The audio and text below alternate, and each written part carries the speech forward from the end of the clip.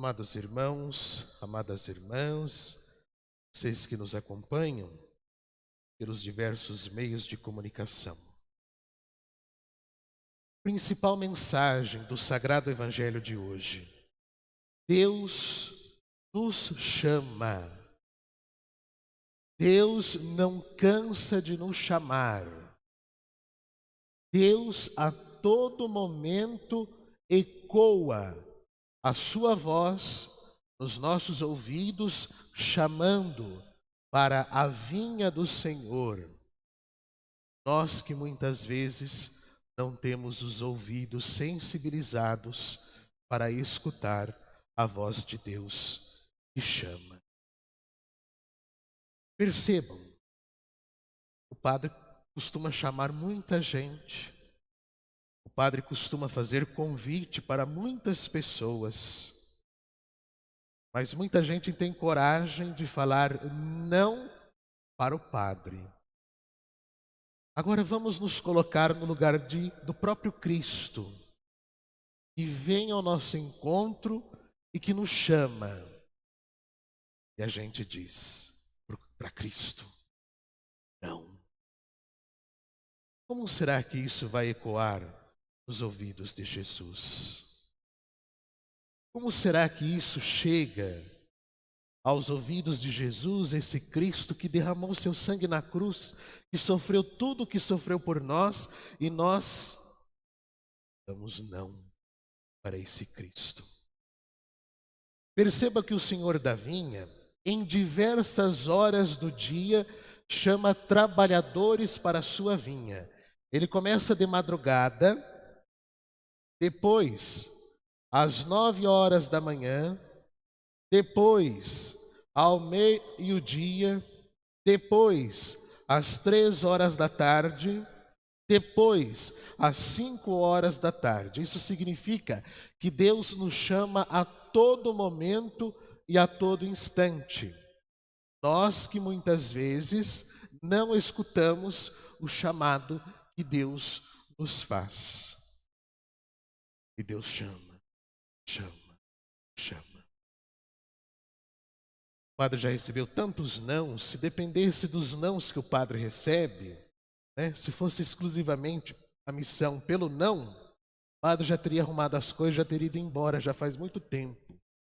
Mas a missão continua. A missão tem que ser contínua na nossa vida, para que todos possam salvar.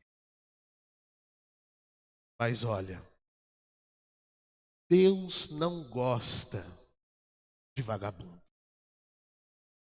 Deus não gosta de desocupados. Deus não gosta de omissos. Deus não gosta. Prova disso, no Evangelho de hoje é mencionado 2 vezes a palavra desocupados. Olhem só. Versículo 3. Às 9 horas da manhã, o patrão saiu de novo, viu outros que estavam na praça desocupados, e lhes disse: ide também vós para a minha vinha. Depois, lá no versículo 6, saindo outra vez pelas 5 horas da tarde, encontrou outros que estavam na praça e lhes disse: por que estáis aí o dia inteiro desocupados? E eles responderam: porque ninguém nos contratou. O desocupados aqui, gente, significa aqueles que não ajudam na construção do reino de Deus. Aqueles que não colaboram com a edificação da igreja de Jesus Cristo. Aqueles que são omissos, que muitas vezes têm oportunidade de ajudar, mas não ajudam, não arregaçam as mangas e não colocam as mãos na massa. São pessoas desocupadas.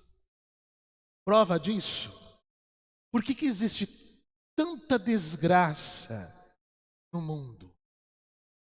Por que existe tanta coisa feia no mundo afora?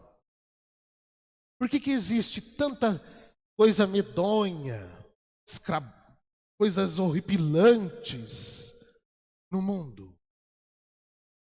Porque nós não ouvimos o chamado que Deus nos faz. Porque nós muitas vezes não praticamos o bem que Deus quer que façamos. Somos omissos. Nós somos cheios de frescuras. Nós somos cheios de modinhas. E não fazemos o que Deus nos pede. Deus não tolera desocupados na vinha do Senhor.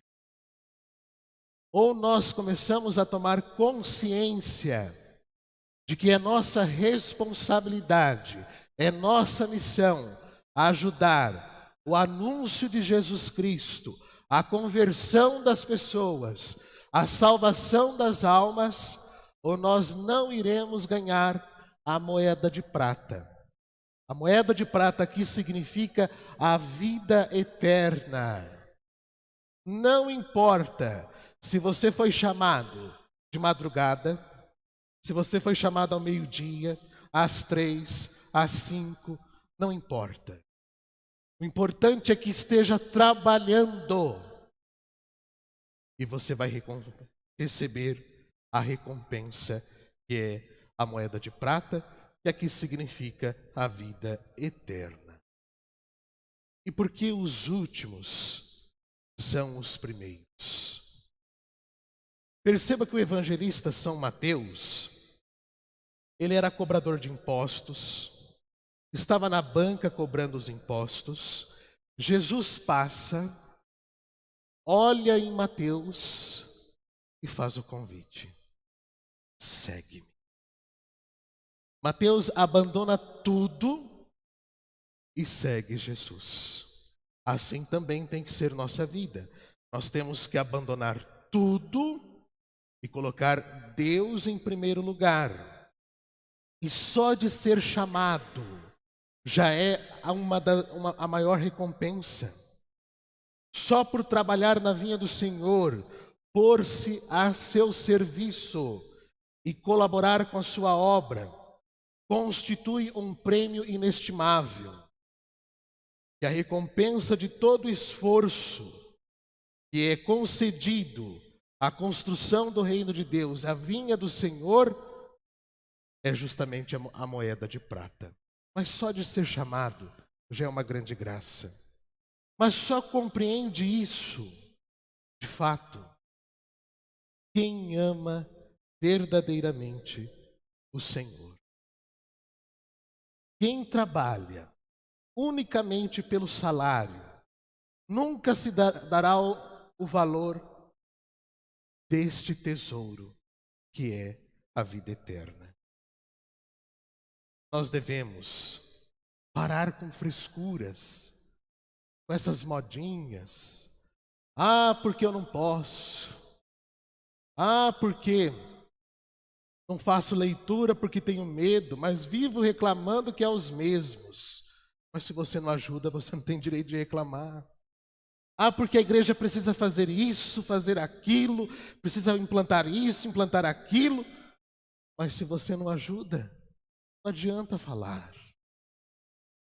Nós temos que colocar as mãos na massa, nós temos que trabalhar, nós temos que ajudar, nós temos que colaborar.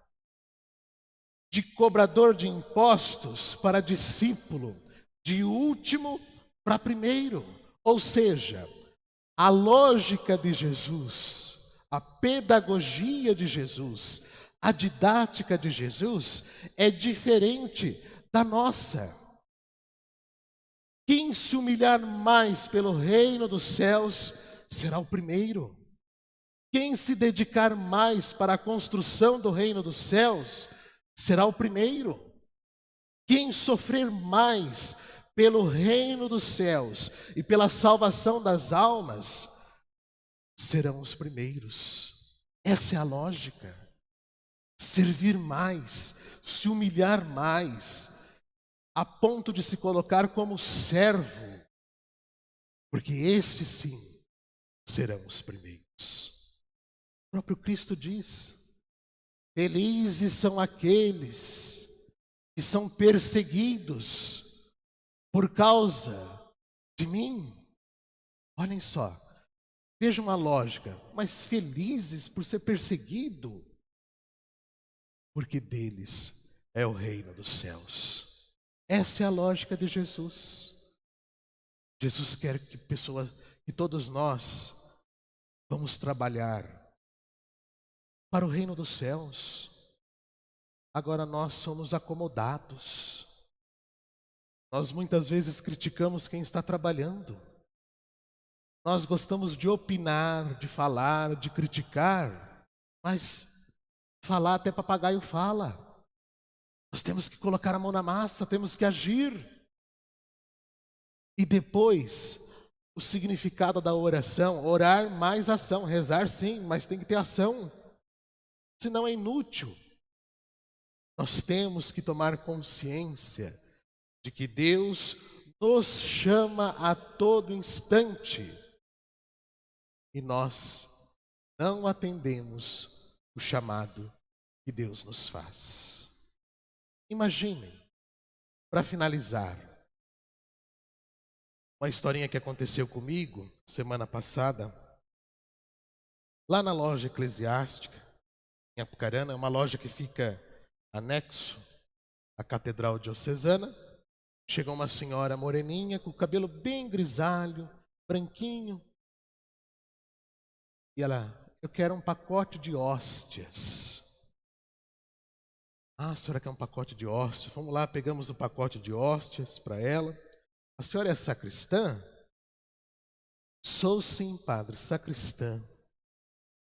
Mas na igreja católica, padre, a gente não é só sacristã.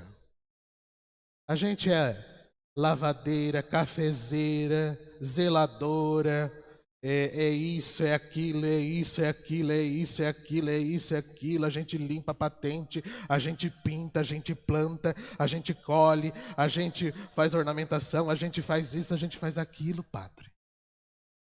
Olhem só o ensinamento que ela nos dá. Uma senhorinha de idade: padre, na igreja católica a gente é um pouquinho de tudo, porque a messe é grande e os operários são pouquinhos, dá para contar no dedo.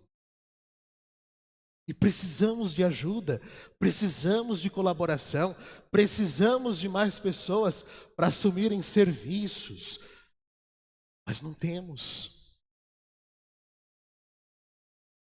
E depois, para completar, a senhora é sacristã de qual paróquia? Do lado da paróquia Nossa Senhora do Perpétuo Socorro, do padre Nelson Muchensky. Mas a senhora quer que vai colocar pacote de hóstias na conta da paróquia? Não, não, padre. Eu vou pagar. Mas a senhora vai pagar? Padre, a minha alegria, minha maior alegria é eu ser tão pobrezinha, pagar um pacote de hóstias, e essa hóstia vai estar aqui no altar e vai ser consagrado em Jesus. Olhem só que ensinamento que essa senhora nos traz, que tapa na cara que ela nos dá. Eu, tão pobrezinha, padre, pagar um pacote de hóstias, porque eu sei, padre, que essas hóstias será Jesus. E eu estou ajudando. O que nós estamos fazendo de bem? O que nós estamos fazendo para a construção do reino dos céus? O mundo está, terrível, terrível. Estamos fazendo a Deus.